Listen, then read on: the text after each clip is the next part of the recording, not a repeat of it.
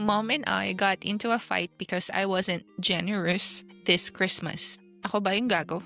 It started when I said I had a new item in my bucket list, which is to go snowboarding in Japan or in Korea during Christmas next year. Tapos, she said out of the blue, "That's great, but kailangan mo ring maging generous." A few minutes later, doon na siya nag-sermon. She said I had no ounce of thoughtfulness within me kasi hindi man lang ako nagbigay sa mga aunties ko ng pamasko. I defended myself by saying that I was just starting to recover financially. Nahihirapan na nga ako noon to set some money aside for my savings and emergency funds thanks to my part-time job that pays in USD and of course 13-month pay. Still, I have credit card installments that I need to pay off before I can say that I truly financially recovered. She proceeded to say that ako kahit mas malaki pa yung utang ko sa iyo nakakapagbigay ako. Tinabi ko sa kanya na hindi ako nakikipag-compete sa kanya sa palakihan ng utang basta relatively hindi ko pa kayang maging Santa Claus and that we're too Pinoy to make gift giving a big deal.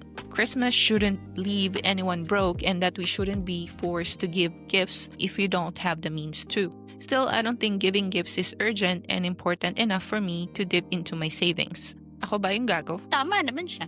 That's just being financially practical. You know na wala kang extra. Don't drown yourself even more. Just so you can give out Christmas spirit because Christmas spirit yon for the people who are going to accept yung gifts from you.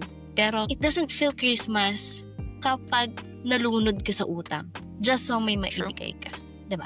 Masaya siya sa pakiramdam. Yung magbigay, totoo yan. Pero yung nagbibigay ka, pero walang-wala ka kasi may baon ka, may binabayaran ka.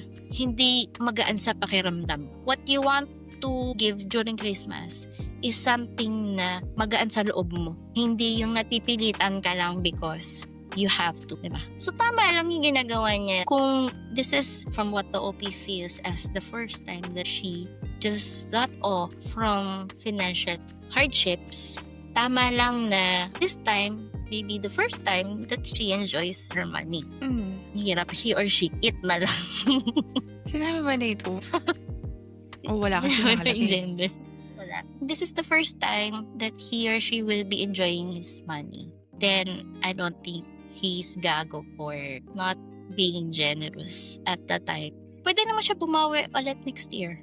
Lalo na pag nakabangon pa siya lalo dun sa financial burdens niya, diba?